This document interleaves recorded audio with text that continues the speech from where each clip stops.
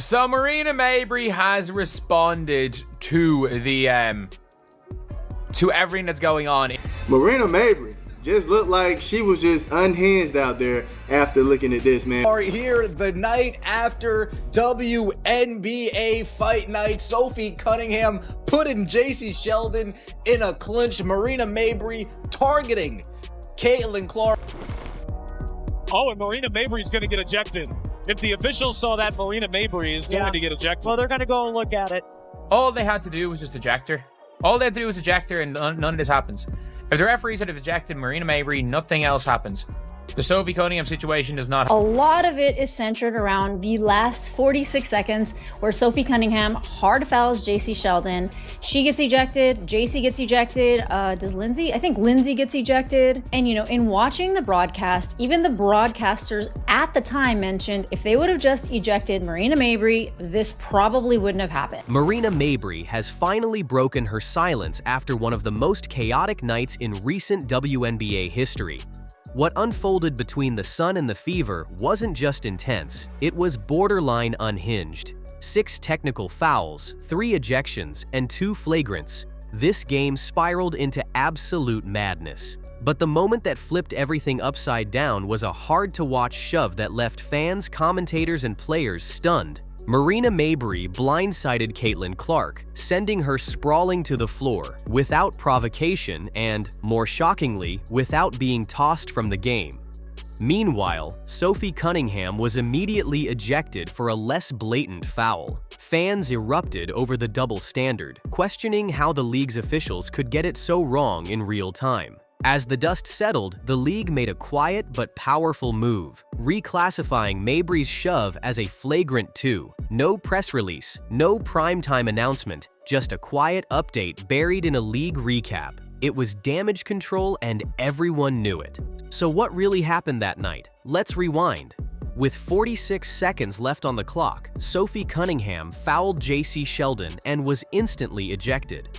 Clark was already dealing with visible contact to the face from earlier in the game, and then, without warning, Mabry barreled into her. A blindside shot, no ball in play, no hesitation. Commentators expected her to be tossed immediately, but instead, a basic technical, no ejection, game resumed. Viewers and analysts alike pointed out how inconsistent and, frankly, irresponsible the officiating was.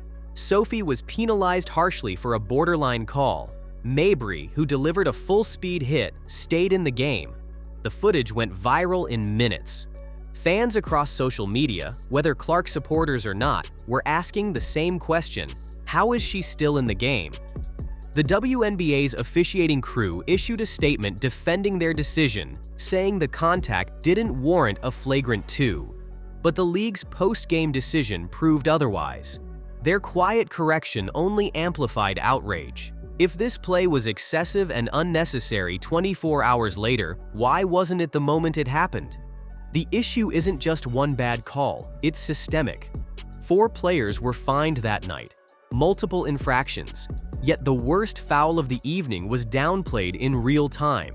That's not just frustrating, it's a credibility crisis. Let's talk about the visual evidence. So this just clearly shows me the referees need some schooling, man.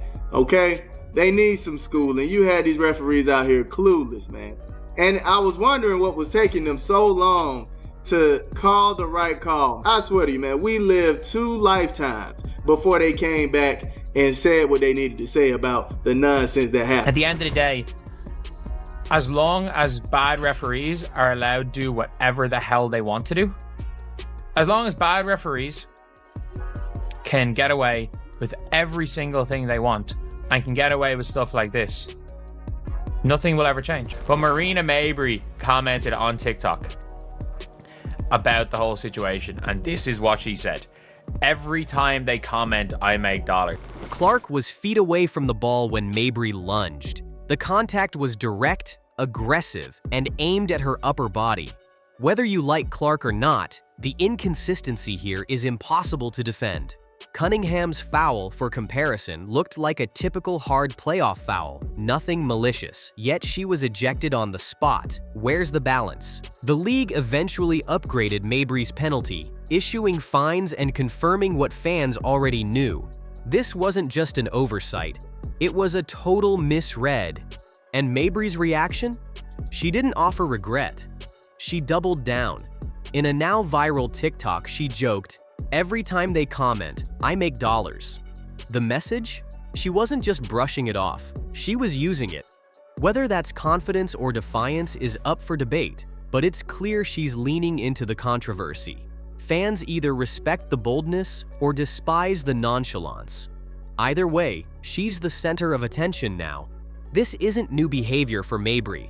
She's built a reputation around playing physical, sometimes too physical. Her history includes multiple altercations and questionable plays. And now, with Clark in the spotlight, every bump, every shove, every foul gets magnified. But this goes beyond Mabrey. It's about how the league polices itself, or doesn't. The WNBA's inability to call this correctly during the game only makes it harder for fans to trust what they're seeing.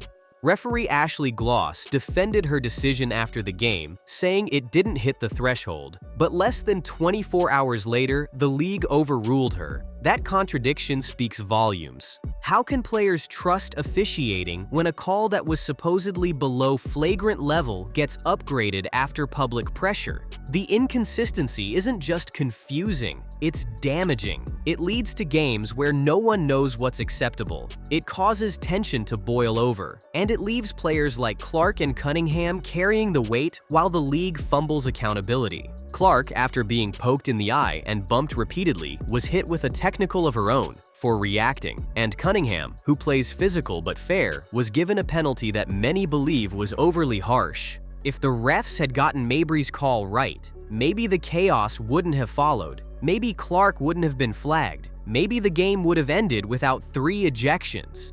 Instead, we got another example of inconsistent officiating and a league that only acts when the backlash gets loud enough. Now, the question is, what's next? Will the league learn from this? Or are we doomed to keep seeing these post-game corrections and after-the-fact flagrant upgrades? The WNBA needs to set clear standards and enforce them during games, not after. And if they don't, expect this to happen again. Expect more tension, more viral moments, more angry fans. Because if players like Clark, Cunningham, and Mabrey are all being judged by different rules, what's the point of having them at all? Let us know in the comments. Should Marina Mabrey have been suspended? Should the refs be held accountable? Make sure you like and subscribe to stay on top of every twist. Because if the league doesn't figure it out soon, the real fight won't be on the court, it'll be off it.